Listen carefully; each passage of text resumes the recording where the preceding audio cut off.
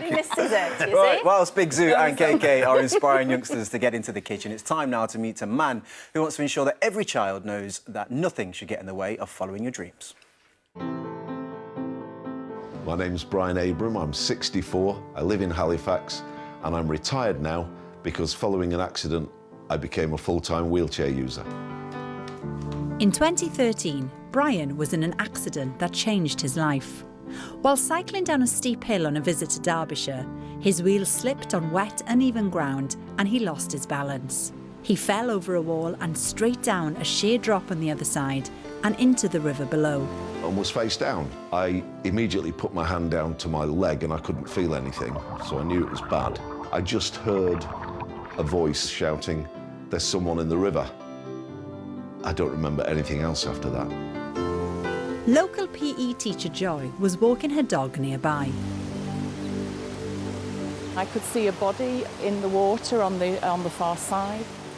With no phone to call the emergency services, Joy ran as fast as she could to get help. She found two men and asked one of them to call 999 and the other to run back with her. We waded across the river. The water was flowing into his nose and into his mouth. The young chap, I just said to him, "Can you just hold his head slightly out of the water?" I was reassuring him the whole time. I thought I'd held my head out of the water, but I now realise that somebody else was holding my head out of the water, and that person clearly stopped me from drowning and saved my life. The emergency services arrived and Brian was rushed to hospital. But Joy had no idea what had happened to him, or if he'd even survived. After a year recovering in Pinderfield's spinal unit in Wakefield, he started to rebuild his life and he started to write. At first, the stories were just a creative way of explaining his injuries to his grandson Charles, who was just a baby when Brian had his accident. Me being me, I thought I'll have a silly answer ready for him. I was in the jungle in Africa when this huge lion jumped out at me. Did you ever believe that about the lion? No, I did not. No, okay. Obviously it was nonsense, but my wife said you should maybe make a bigger story out of that. So Brian began publishing his stories for other children to enjoy. Charles has got two granddads, and to differentiate between the two of us, he calls me Grandad Wheels, and that's the name of the character, Lynn Hickin. She illustrates the stories with beautiful cartoons. He has now self-published 4 books about his alter ego Grandad Wheels, with 2 more in the works. He also visits schools so that kids can ask him anything about life as a wheelchair user and as a writer. Where do you get your ideas from? Where do I get my ideas from?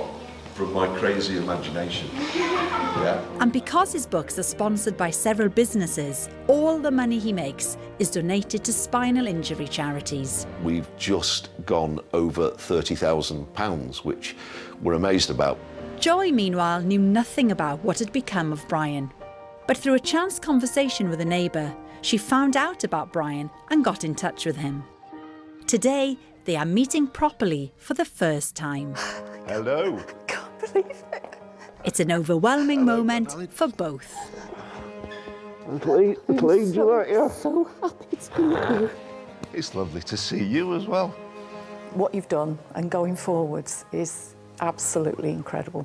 Well, I am really, really happy to have met Brian finally, because I did not know how he was, and it's absolutely wonderful to see how much he's made the future positive. It is wonderful to see you, and to think what happened if you hadn't been there, I wouldn't be here. So that is just unbelievable. Thank you. It's unbelievable. It's unbelievable. And Brian's books are all available on his Grandad Wheels website, and all the proceeds from that go to spinal injury charities. Yes.